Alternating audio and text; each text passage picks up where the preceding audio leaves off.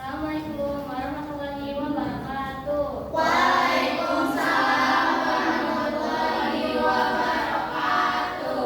Bagaimana kabarnya hari ini anak-anak? Alhamdulillah luar biasa. Allahu Akbar. Baik, sebelum memulai pembelajaran hari ini, mari kita berdoa terlebih dahulu. Doa dimulai, berdoa selesai. Sekarang kita absen dulu ya. Elva, Hadir Ibu. Kinan, Hadir Ibu. Astrid, Hadir Ibu. baik semuanya hadir ya. Apakah masih semangat hari ini belajarnya? Masih. Baik, alhamdulillah ya masih semangat. Semoga hari ini dan hari-hari selanjutnya makin tambah semangat belajarnya. Nah, hari ini kita sebelum memulai pembelajaran hari ini ada yang ingat gak pertemuan sebelumnya itu kita belajar apa? Resipnya Ibu. Pengertian. Ya, betul ya. Jadi hari ini kita akan mempelajari persiapan pembelajaran kerajinan itu ada perlu apa aja gitu ya. Di sini apakah ada yang masih ingat apa itu kerajinan bahan limbah organik?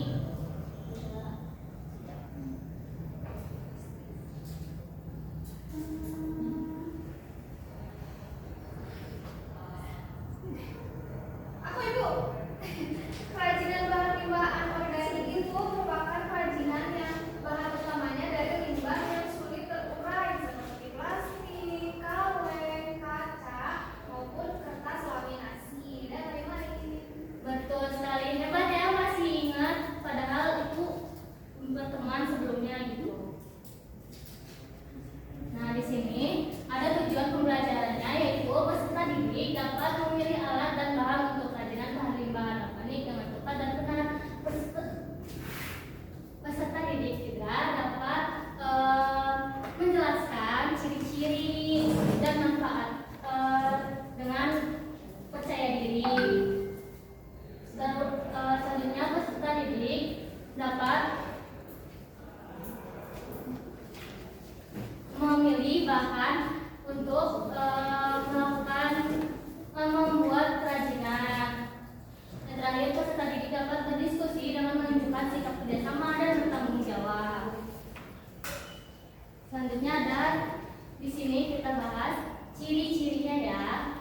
Yang pertama sulit terurai oleh alam yaitu bahan limbah organik seperti plastik, kaca, dan logam membutuhkan waktu sangat lama untuk terurai, bahkan ratusan tahun loh, sehingga perlu didaur ulang agar tidak mencemari lingkungan.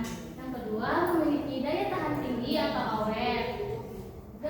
Jadi kerajinan dari bahan ini tidak mudah rusak, tahan terhadap cuaca, air dan mikroorganisme sehingga cocok untuk produk jangka panjang.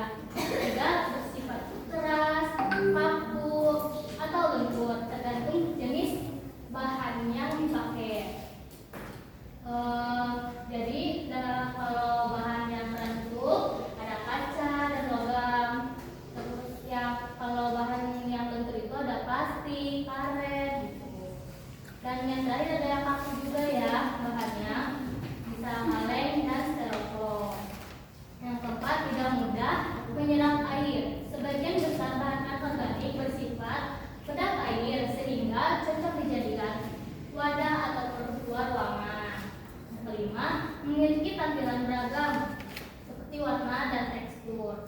Di sini ada warna yang cerah seperti plastik kemasan dan mengkilap seperti logam, kaca, dan dapat dicat ulang sesuai kebutuhan desain.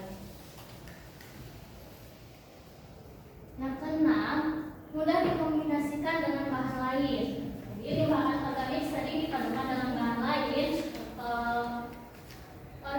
organik maupun anorganik untuk menghasilkan produk yang lebih menarik. Yang ketujuh, memerlukan teknik khusus dalam pengolahan. Tidak semua bahan bisa langsung digunakan. Perlu teknik seperti memotong, melebur,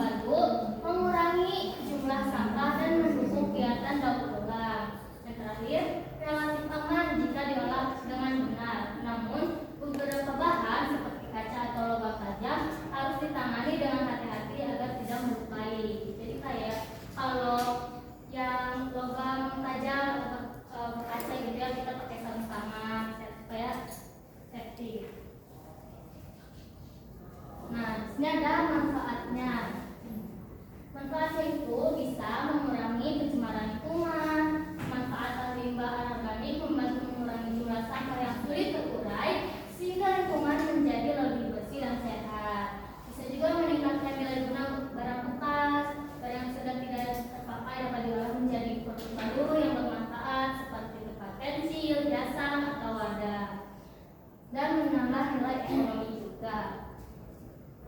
Nah, selanjutnya kerajinan dapat dijual sehingga menjadi sumber penghasilan tambahan, bahkan dalam usaha kreatif. Melatih kreativitas dan keterampilan, proses membuat kerajinan mendorong seseorang untuk berpikir kreatif dalam mengolah bentuk, warna, fungsi. Dapat juga menghemat biaya dalam memanfaatkan bahan bekas. Kita tidak perlu membeli bahan baru untuk membuat suatu produk. Nah, di sini ada alat yang digunakan, ada gunting, cutter, lem, garis, pensil atau spidol, kuas, ya. Gunting itu untuk memotong bahan tipis seperti botol plastik, terus snack kemasan. Cutter juga bisa untuk memotong bahan lebih tebal gitu ya.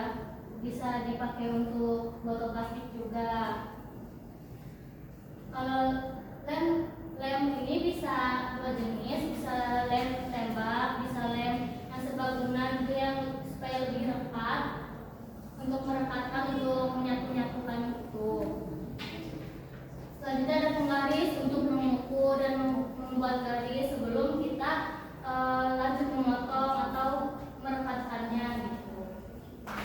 Nah, disini ada pensil atau spidol. Nah, pensil atau spidol itu digunakan juga untuk mengukur saat memakai penggaris, untuk mengukur seberapa tinggi yang akan diguntingnya gitu. Dan kuas itu untuk ngecat, biasanya untuk ngecat produk yang akan kita buat. Nah, di sini ada bahan utama yang digunakan. Yang pertama ada berbahan plastik seperti botol air, kantong plastik, sedotan, sendok plastik, gitu ya, kemasan makanan ringan, dan lain-lain. Di sini karakteristiknya sudah pernah dijelaskan yang kemarin. Jadi ada ringan, lembut, mudah dibentuk dan tahan air. Yang kedua ada logam atau kaleng. Kaleng minuman, kaleng susu, kaleng aluminium itu bisa dipakai, biasanya dibuat sebagai celengan. Jadi tinggal digolongin atasnya gitu pakai pisau atau cutter. Karakteristiknya di sini kuat, keras, tahan lama, bisa berkarat kecuali aluminium gitu ya. Jadi kalau aluminium itu karatnya kecil ya paling. Ketiga ada kaca, yang ada kaca, ada botol kaca ataupun dari pecahan-pecahan kaca lainnya. Berkarakteristik keras, transparan, mudah pecah dan tahan air.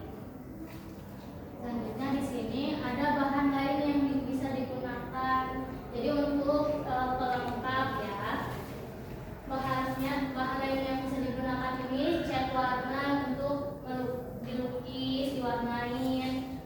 Terus ada tali seperti benang makramé dan benang lainnya. Jadi bisa diputar-putar di sekeliling botol minum dan hias, tempel-tempel. Sini ada kain perca juga. Kain perca juga untuk bisa menutupi lapisan botol plastiknya itu. Dan aksesoris seperti manik-manik, pita atau kancing. Nah, di sini sebelum kesimpulan ada coba disebutkan bahan dari limbah plastik tadi apa yang sudah disebutkan. Baik. Bahan limbah plastik itu tadi ada botol, kantong plastik, sedotan, terus sendok, dan juga kemasan makanan ringan, Bu. Iya, baik. Betul sekali ya. Jawabannya hebat, bagus. Nah, di sini ada yang masih bingung atau ada yang ingin ditanyakan?